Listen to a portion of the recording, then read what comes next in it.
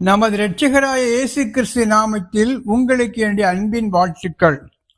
உங்கள் சிந்தனைக்கு என்கிற என்னுடைய யூடியூப் செய்திகளை கிரமமாக கேட்டு வர உங்களுக்கு என்னுடைய நன்றியை தெரிவித்துக் கொள்கிறேன். இந்த செய்திகள் விசுவாசிகள் வசனத்தை நன்கு கற்றுக்கொள்ள வேண்டும், கருகலான சத்தியங்களை எளிதில் புரிந்து கொள்ள வேண்டும் என்கிற பாரத்தோடு இந்த செய்திகளை நான் ஆயத்தப்படுத்தி உங்களுக்கு வழங்கி வருகிறேன். இந்த செய்திகள் உங்களுடைய ஆவிக்குரிய வாழ்க்கைக்கு பயனுள்ளதாக இருக்கிறது என்று நீங்கள் கருதினால் இதை மற்ற விசுவாசிகளுக்கு அறிமுகம் செய்து வைக்கும்படியாக உங்களை அன்போடு கேட்டுக்கொள்கிறேன். இன்றைய நாளில் நாம் 2 காரியங்களை குறித்து தியானிக்கப் போகிறோம். ஒன்று என்னவென்றால், விசுவாசிகள் தேவதூதர்களை நியாயந்தீர்க்க முடியுமா? விசுவாசிகளை தேவதூதர்கள் நியாயந்தீர்ப்பது என்றால் என்ன என்பதை குறித்து பவுல் என்ன சொல்கிறார், என்ன அர்த்தத்தில் சொல்கிறார் என்ற காரியத்தை குறித்தும், அடுத்தபடியாக சாத்தான் விசுவாசிகளுடைய மனநிலையை புரிந்து கொள்ள முடியுமா? whether he can read the mind of the believers. இந்த 2 காரியங்களை குறித்து இப்படி சுருக்கமாக பார்க்கலாம். பல நேரங்களில் நாம் பல காரியங்களை தவறுதலாக புரிந்து கொள்வோம். அப்படி தவறுதலாக புரிந்து கொள்ளப்பட்ட ஒரு காரியம்தான் இந்த தேவதூதர்களை நியாயந்தீர்க்கக்கூடிய காரியம். இந்த வசனத்தை, இந்த வார்த்தையை யார் சொல்கிறார் என்றால், பவுல் கொரிந்தி பட்டணத்துக்கு எழுதிய 1வது நிருபத்தில் இந்த வார்த்தையை குறித்து சொல்கிறார். அந்த வசனத்தை முதலில் படிக்கலாம். 6:3. தேவதூதர்களையும் நியாயம் தீர்ப்போம் என்று அறியீர்களா? அப்படி இருக்க இந்த ஜீவனுக்கேற்றவைகளை நீங்கள் தீர்த்து கொள்ளக்கூடாதிருக்கிறது எப்படி? தேவதூதர்களையும் நியாயந்தீர்ப்போம் என்று நீங்கள் அறியீர்களா அப்படிங்கிற வார்த்தையை பவுல் இந்த இடத்தில் சொல்கிறார். தேவதூதர்களை நியாயந்தீர்க்கக்கூடிய ஒரு அதிகாரம் என்பது விசுவாசிகளுக்கு இருப்பதாக இந்த இடத்தில் தான் பவுல் முதலாக சொல்கிறார். தேவதூதர்கள் என்பது ஒரு தனி கேட்டகரி. அவர்களை குறித்து மனிதர்களாகிய நாம் நியாயந்தீர்க்க முடியுமா என்கிற கேள்வி எல்லோருக்கும் வரும். ஆனால் பவுல் இந்த இடத்தில் தேவதூதர்களையும் நியாயந்தீர்ப்போம் என்று நீங்கள் அறியீர்களா என்கிற வார்த்தையை அவர் பயன்படுத்துகிறார். அப்படி என்றால் இந்த வார்த்தையினுடைய உண்மையான பொருள் என்ன? தேவதூதர்களை நியாயந்தீர்க்கக்கூடிய காரியம் என்பது முதல் பவுல் இந்த இடத்தில் தான் சொல்கிறார். அது மாத்திரமல்ல, இந்த இடத்தில் தேவதூதர்கள் என்று சொல்லக்கூடியவர்கள் யார் என்று முதல் பார்க்க வேண்டும். பொதுவான ஒரு டேர்ம் தேவதூதர்கள், ஏஞ்சல்ஸ். இந்த ஏஞ்சல்ஸ் நல்ல ஏஞ்சல்ஸா, விழுந்து போன தூதர்களா அப்படிங்கிற மிகப்பெரிய கேள்வி நமக்கு வருகிறது. அதை குறித்து தான் இப்பொழுது நாம் தெளிவாக பார்க்கலாம். பொதுவாக இந்த இடத்தை பார்க்கும் பொழுது, நியாயம் தீர்ப்பது என்பதை பற்றி பார்க்கும் பொழுது அது கிரேக்க ஒரு வினைச்சொல். கிரினியோ என்கிற வார்த்தையின் அடிப்படையில் இந்த வார்த்தை சொல்லப்பட்டிருக்குது. இது ஒரு ஜுடிஷியல் டேம். எப்படி என்றால், ஒரு கோர்ட்ல போய் எப்படி நம்ம வழக்காடும் பொழுது நமக்கு நீதி செய்யக்கூடிய காரியமாக இந்த வார்த்தை பயன்படுத்தப்படுகிறது. இதை பவுல் இந்த இடத்தில் 4-5 இடங்களில் இந்த கடிதத்தில் பயன்படுத்துகிறார். முதலாவது பார்க்கக்கூடிய காரியம் என்னவென்றால், 1 கொரிந்தியர் 5வது அதிகாரம் 12வது வசனம். புறம்பே இருக்கிறவர்களை குறித்து தீர்ப்பு செய்கிறது என் காரியமா? உள்ளே இருக்கிறவர்களை குறித்தல்லவா நீங்கள் தீர்ப்பு செய்கிறீர்கள்? இது என்ன சொல்கிறார் என்றால், சபைக்கு வெளியே இருப்பவர்களை குறித்து நமக்கு நியாயம் செய்யக்கூடிய அதிகாரம் இல்லை. அடுத்தது, சபைக்கு உள்ளே இருக்கிறவர்களை குறித்து நாம் நியாயந்தீர்க்கலாம் அப்படிங்கிற சொல்லிவிட்டு அடுத்தபடியாக சொல்கிறார், விசுவாசிகளாகிய நீங்கள் உங்களுக்குள்ளே வழக்கு வரும்போது நீங்க ஏன் உலக பிரகாரமான கோர்ட்டுக்கு போறீங்க? நம்ம தேவதூதர்களை நியாயந்தீர்ப்போம் என்று உங்களுக்கு தெரியாதா? தேவதூதர்களையே நியாயந்தீர்க்கக்கூடிய அதிகாரத்தை பெற்ற நாம் உலக நீதிமன்றங்களையே நாட வேண்டும் என்கிற அர்த்தத்தில் தான் நாம் தேவதூதர்களை நியாயந்தீர்ப்போம் என்று அறியீர்களா என்கிற ஒரு மிகப்பெரிய காரியத்தை சொல்கிறார். இதுதான் அந்த பவுலடிகள் இந்த வார்த்தை சொன்னவருடைய மிகப்பெரிய பேக்ரவுண்ட்.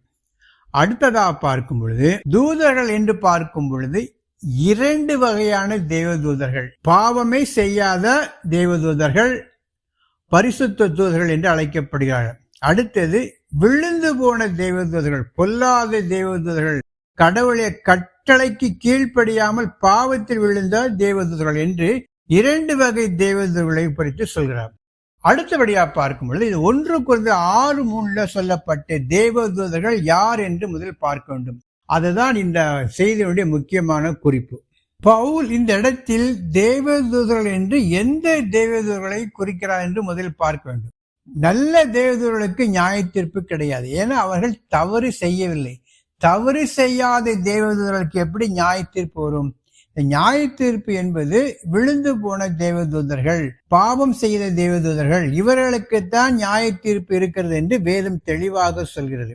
பொதுவாக யூதா 1:6 பார்க்கும் பொழுது, தங்களுடைய ஆதி மேன்மையை காத்து கொள்ளாமல் தங்களுக்குரிய வாசஸ்தலத்தை விட்டுவிட்ட தூதர்களையும் மகா நாளின் நியாய தீர்ப்புக்கென்று நித்திய சங்கிலிகளினாலே கட்டி அந்தகாரத்தில் அடைத்து வைத்திருக்கிறார். தங்கள் ஆதி மேன்மையை காத்து கொள்ளாமல் தங்களுடைய வாசஸ்தலத்தை விட்டு இறங்கி வந்த தேவதர்களுக்கு நித்திய கட்டிலினால் கட்டி வைத்திருக்கிறார். kept in eternal chain, ஒரு நிரந்தரமான ஒரு கட்டிலினால் அவளை கட்டி வைத்திருக்கிறார். அதுபோல 2 பேதுரு 2:4 பார்க்கும் பொழுது, இருளில் சங்கிலினால் கட்டி வைத்திருக்கிறார். பாவம் செய்த தூதர்களை இருளில் தள்ளி இருளின் சங்கிலிகளினால் கட்டி வைத்திருக்கிறார். God cast sinning angels into hell, நரகத்தில் தள்ளி வைத்திருக்கிறார்.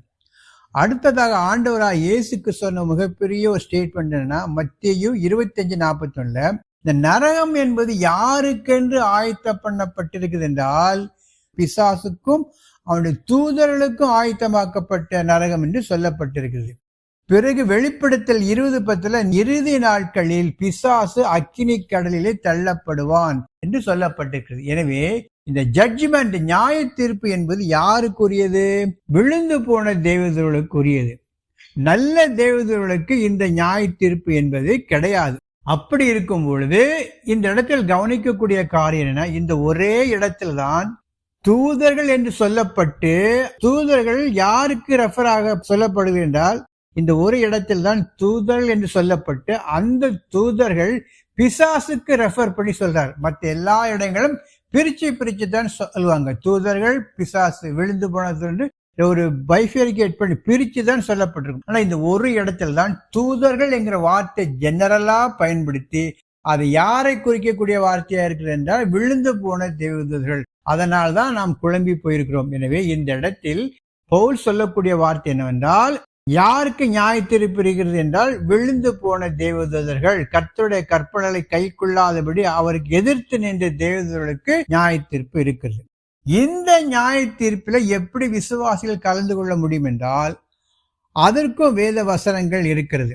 குறிப்பாக பார்ப்போம் என்றால், வெளிப்படத்தில் 20:4 பார்க்கும் பொழுது தெளிவாக நமக்கு புரிந்து கொள்ளலாம். படிக்க, அன்றியும் நான் சிங்காசனங்களை கண்டேன், அவைகளின் மேல் உட்கார்ந்தார்கள், நியாய தீர்ப்பு கொடுக்கும்படி அவர்களுக்கு அதிகாரம் அளிக்கப்பட்டது. இயேசுவை பற்றிய சாட்சி நிமித்தமும் தேவனுடைய வசனத்தின் நிமித்தமும் சிரச்சேதம் பண்ணப்பட்டவர்களுடைய ஆத்துமாக்களையும் மிருகத்தையாவது அதன் சொரூபத்தையாவது வணங்காமலும் தங்கள் நெற்றியிலும் தங்கள் கையிலும் அதன் முத்திரையை தரித்து கொள்ளாமலும் இருந்தவர்களையும் கண்டேன். அவர்கள் உயிர்த்து கிறிஸ்துவுடனே கூட 1000 வருஷம் அரசாண்டார்கள். சிங்காசனங்களை கண்டேன், அவைகளின் மேல் உட்கார்ந்திருந்தார்கள், அவர்களுக்கு நியாய தீர்ப்பு கொடுக்கும்படியான அதிகாரம் வழங்கப்பட்டிருக்கிறது. நாம் ஆண்டவரோடு சிங்காசனத்தில் இணைந்து நிற்கும் போது ஆண்டவர் அந்த தேவதூதர்களை நியாயம் தீர்க்கும் பொழுது நாமும் அவர்களோடு இருப்போம். இதுதான் இந்த கான்டெக்ஸ்டுடைய உண்மையான அர்த்தம். கடவுள் தேவதூதர்களை நியாயம் தீர்ப்பேன், நியாயம் தீர்க்கக்கூடிய அதிகாரம் யாருக்கு இருக்கிறது? இயேசு கிறிஸ்துக்கு தான் இருக்குது. அவர் இந்த தேவதூதர்களை நியாயம் தீர்க்கும் பொழுது நாம் அவரோடு இருப்போம். அதனால்தான் நாமும் இயேசு கிறிஸ்துவோடு இருந்து தேவதூதர்களை நியாயம் தீர்ப்போம் என்கிற வார்த்தையை பவுல் பயன்படுத்துகிறார். குறிப்பாக, அதாவது சிங்காசனத்தில் மேல் வீற்றிருக்கிறவர்களுக்கு நியாய தீர்ப்பு செய்ய அதிகம் கொடுக்கப்பட்டது என்றால், ஆண்டவரோடு இணைந்து நாம் அவர்களை நியாயம் தீர்ப்போம் என்று நாம் புரிந்து கொள்ள வேண்டுமே தவிர, விழாத தேவதூதர்களுக்கு, பாவமே செய்யாத தேவதூதர்களுக்கு நியாய தீர்ப்பு கொடுக்கக்கூடிய அதிகாரம் நமக்கு விசுவாசிகளுக்கு கிடையாது. இறுதியாக ஒரு சில கருத்துக்கள். பரிசுத்த தூதர்களை நியாய தீர்ப்புக்கு உட்படுத்துவது வேதத்தின்படி சரியல்ல, அதற்கு எந்த ஆதாரமும் கிடையாது. பொல்லாத தூதர்களை, விழுந்து போன தூதர்களை கிறிஸ்துவோடு கூட நாமும் நியாயம் தீர்ப்போம். இயேசு கிறிஸ்து தான் அவர்களை நியாயம் தீர்க்கக்கூடிய அதிகாரத்தை பெற்றிருக்கிறார். நாமும் அவரோடு இணைந்து அந்த ஆளுகையில், அந்த நியாய தீர்ப்பில் பங்கு பெறுவோம். இதுதான் இந்த இடத்தில் நாம் புரிந்து கொள்ளக்கூடிய முக்கியமான சத்தியம். அடுத்தபடியாக இந்த காணொலியில் நாம் தியானிக்கக்கூடிய அடுத்த தலைப்பு என்னவென்றால், சாத்தானுக்கு விசுவாசிகளுடைய மனதை, எண்ணங்களை அறிந்து கொள்ளக்கூடிய சக்தி இருக்கிறதா இல்லையா? ஏனென்றால் அநேக விசுவாசிகளுக்கு ஒரு தவறான எண்ணம் உண்டு. சாத்தானுக்கு மனிதனுடைய சிந்தனை ஓட்டத்தை, எண்ணங்களை, நோக்கங்களை புரிந்து கொள்ள முடியும். அதனுடைய அடிப்படையில் அவன் திட்டங்களை தீட்டி விசுவாசிகளை ஏமாற்றி வஞ்சிக்கிறான் என்று சொல்லக்கூடிய ஒரு போதனை இருக்கிறது. இது சரியா தவறா என்பதை குறித்து சுருக்கமாக இப்பொழுது பார்க்கலாம். இது சாத்தானுக்கு விசுவாசிகளுடைய மனதை புரிந்து கொள்ளக்கூடிய சக்தி, வல்லமை இல்லை என்பதற்கான 3 வகையான அடிப்படையான ஆதாரங்கள் என்னவென்றால், 1, அவன் படைக்கப்பட்டவன். 2, வேதத்தில் அப்படி எந்த ஆதாரமும் இல்லை. 3, யாருக்கு இந்த மனிதனுடைய உணர்வுகளை புரிந்து கொள்ளக்கூடிய சக்தி இருக்குது. இந்த 3 அடிப்படையில் நான் இப்படி சுருக்கமாக பார்க்கலாம். முதலாவது காரணம், சாத்தான் என்பவன் படைக்கப்பட்டவன். படைத்தவருக்கு தான் எல்லாவற்றையும் அறிந்து கொள்ளக்கூடிய சக்தி உண்டு, எங்கும் நிறைந்திருக்கக்கூடிய சக்தி உண்டு. சர்வ வல்லமை உள்ளவராக இருப்பதுதான் கடவுளுடைய முக்கியமான ஒரு குணாதிசயம். எங்கும் நிறைந்தவர், எல்லாம் அறிந்தவர், சர்வ வல்லவர். இந்த 3 குணங்களை தான் கடவுளுடைய முக்கியமான குணாதிசயங்களாக பார்க்கும்.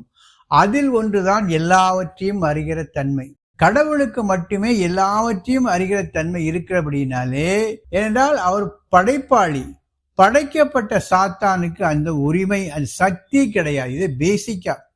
நம்மளைப் போலவே அவனும் படைக்கப்பட்டவன். யோவான் 1:3 பார்க்கும் பொழுது சகலமும் அவர் மூலமாய் உண்டாக்கப்பட்டது. கொலோசியர் 1:14 பார்க்கும் பொழுது வானத்திலும் பூமியில் உள்ள அனைத்தையும் அவர் சிருஷ்டித்ததா பார்க்கலாம்.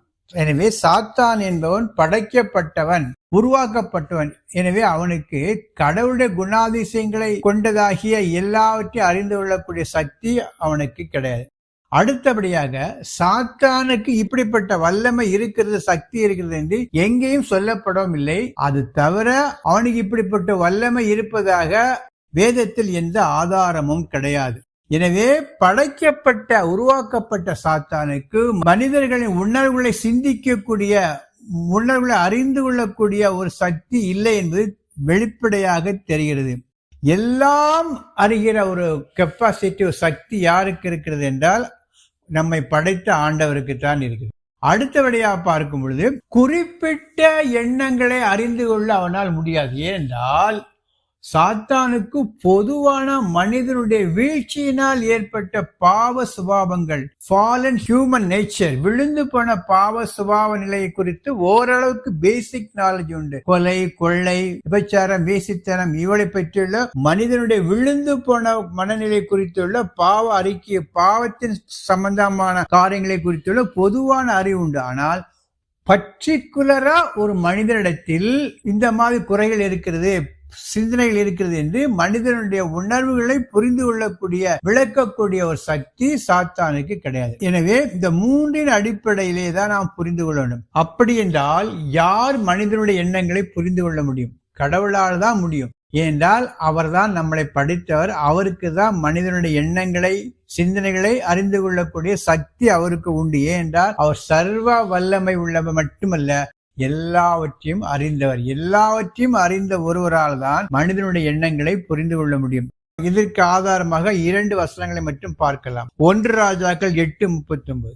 உம்முடைய ஜனமாகிய இஸ்ரவேல் அனைவரிலும் எந்த மனுஷனானாலும் தன் இருதயத்தின் வாதையை உணர்ந்து இந்த ஆலயத்துக்கு நேராக தன் கைகளை விரித்து செய்யும் சகல விண்ணப்பத்தையும் சகல வேண்டுதலையும் உம்முடைய வாசஸ்தலமாகிய பரலோகத்தில் இருக்கிற தேவரீர் கேட்டு, தேவரீர் எங்கள் பிதாக்களுக்கு கொடுத்த தேசத்தில் அவர்கள் உயிரோடு இருக்கும் நாள் எல்லாம் உமக்கு பயப்படும்படிக்கு தேவரீர் ஒருவரே எல்லா மனுபுத்திரரின் இருதயத்தையும் அறிந்தவர் ஆதலால் நீர் அவனவன் இருதயத்தை அறிந்திருக்கிறபடியே அவன் அவனுடைய வழிகளுக்கு தக்கதாக செய்து அவன் அவனுக்கு பலன் அளிப்பீராக.